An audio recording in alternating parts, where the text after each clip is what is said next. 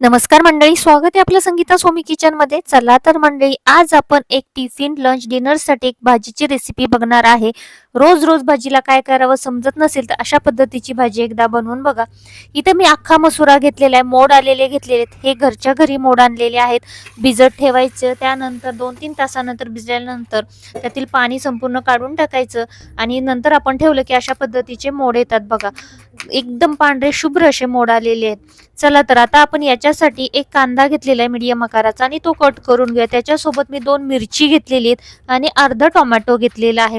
आता हा कांदा एकदम बारीक असा चिरून घ्यायचा आहे. त्यानंतर ज्या मिरच्या आहेत त्याही मी चिरून घेतलेल्या आहेत आणि टोमॅटो आहेत त्यातील बिया काढून घ्यायच्यात आणि त्यानंतर आपण तेही बारीक असं चिरून घ्यायचं आहे. चला तर आता आपण ही कटिंग करून झालेली आहे आपली आणि आता हे बाजूला ठेवूया आणि त्यानंतर आपण फोडणी करायला घेऊया. आता इथे मी एक कढई घेतलेली आणि त्याच्यामध्ये 2 पळी तेल घालून घेणार आहे.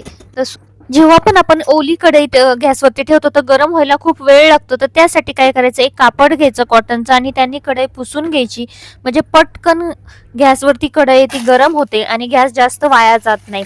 आता इथं तेल गरम झालं, मोहरी टाकली, त्यानंतर फ्रेश कढीपत्ता घातला आणि चिरलेला कांदा आणि जी मिरची चिरली होती ती घालून घेतलेली. त्यावरती आलं लसूणची पेस्ट मी 1 छोटा चमचा भरून घालून घेतलेली आहे. त्यानंतर चवीनुसार मीठ घातलेलं आहे, हळद घातली थोडीशी. त्यानंतर आपण याच्यामध्ये चवीनुसार तिखट, लाल तिखट मी 1 चमचा घातलेला आहे, जिरा पावडर अर्धा चमचा, धने पावडर अर्धा चमचा आणि किचन किंग मसाला येतो तो मी याच्यामध्ये छोटा चमचा 1 भरून घातलेला आहे. चला तर आता याच्यानंतर मसाले भाजत आलेले, त्यावरती आपण चिरलेला टोमॅटो घालून घ्यायचा आहे. मसाला पटकन भाजला जातो, आपण याच्यामध्ये जास्त दुसरा ओला मसाला वगैरे वापरलेला नाही. बघा आता तर मसाले भाजून झालेले आहेत. याच्यावरती आपण जे अख्खा मसुरा मोड आलेला घेतला होता तो स्वच्छ पाण्यातून धुवून घेतलेला आहे आणि तो याच्यावरती घालून घ्यायचा आहे. याच्यामध्ये पाण्याचा वापर शक्यतो जास्त करायचा नाही. अगदीच वाटलं तुम्हाला तर 1-2 चमचे याच्यामध्ये पाणी घालून घ्यायचं आहे. आता आपण हे चांगलं मिक्स करून घेऊया. याच्यावरती झाकण ठेवायचं आणि झाकणावरती पाणी ठेवून घ्यायचं आहे. म्हणजे काय होतं, आतमध्ये वाफेवरती भाजी छानपैकी शिजली जाते.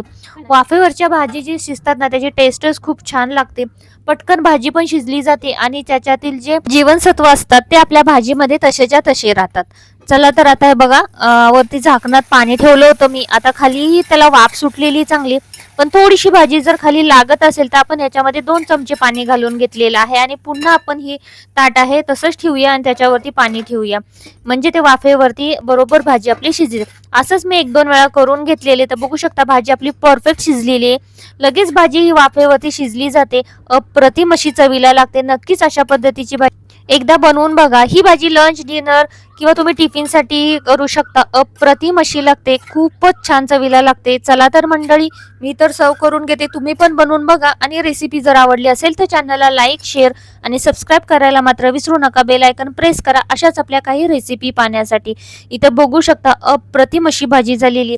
ही तुम्ही लंचमध्ये पण याचा यूज करू शकता. बघा आता या दुपारच्या जेवणामध्ये तुम्ही चपाती सोबत नुसती ही भाजी आणि त्याच्यासोबत फक्त दही घेतलं तरीही तुमचं जेवण संपूर्ण होऊन जातं.